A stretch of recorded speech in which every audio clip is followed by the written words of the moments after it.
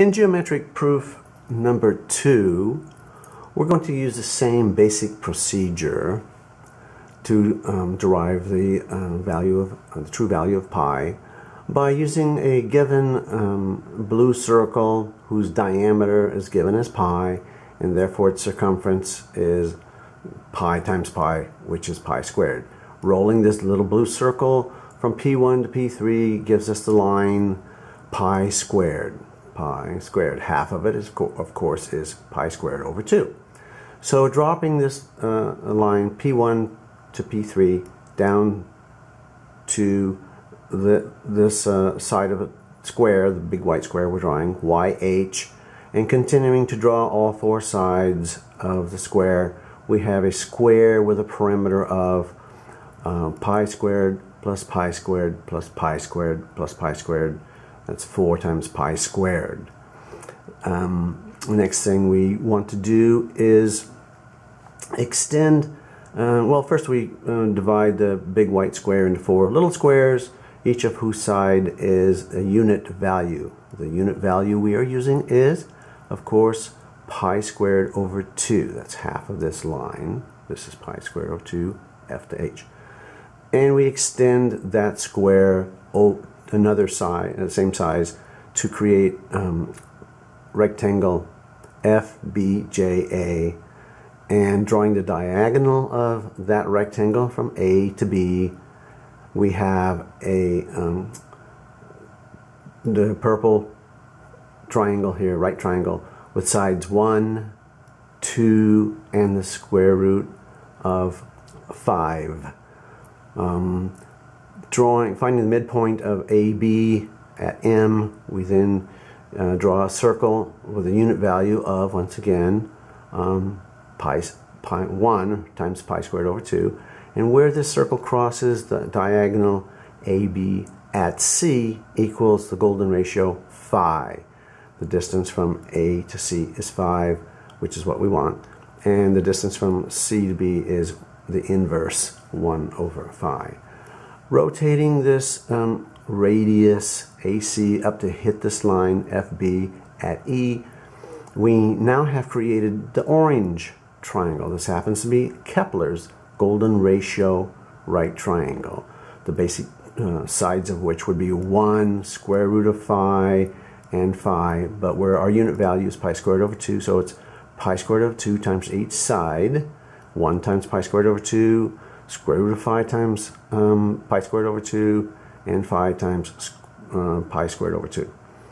The next thing we want to do is use this distance, FE, as the radius of this big yellow circle. So we drop this line down to FE equals AI. Draw the big yellow circle, and its radius is pi squared over 2 times the square root of phi, and the diameter is 2 times that. What we notice is that each blue circle, the given blue circle from the beginning, 4 of them are tangent across the diameter of the big yellow circle, once again, just like in geometric proof 1. And we know that since the diameter of the blue circle is pi, we know that the diameter of the big yellow circle is 4 pi. 1, 2, 3, 4. So the circumference of this big yellow circle is diameter 4 pi times pi. That's 4 pi squared. That equals the perimeter of the square. This is pi squared. Pi squared plus pi squared plus pi squared is 4 pi squared. So the circumference of the circle equals the perimeter of the square. Circumference of this yellow circle equals the perimeter of the white square. An interesting sort of a side note is that we discover that the side of Kepler's triangle here, the square root of phi times pi squared over 2, will, if we substitute the value of pi equals to what we've discovered before, 3.1446055511, we substitute that value for pi in this equation, and it balances, and this will equal 2 pi exactly. However, if we use the old value of pi, 3.141592654, that's out to 9 decimal places, and plug it in here, then this equation is not true. That is, the old value of pi in this side of the equation does not even equal the old value of pi in this. It's two different values. You can go ahead and do the calculations for this if you want, and you'll see.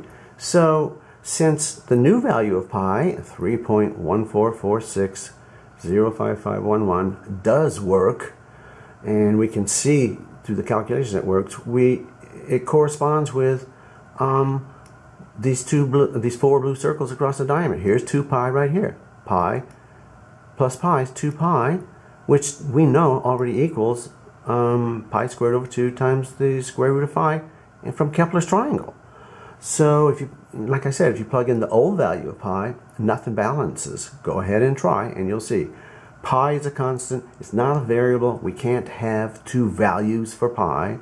So the one that works is the one we go with. And once again, we prove that pi always reduces to 4 over the square root of the golden ratio.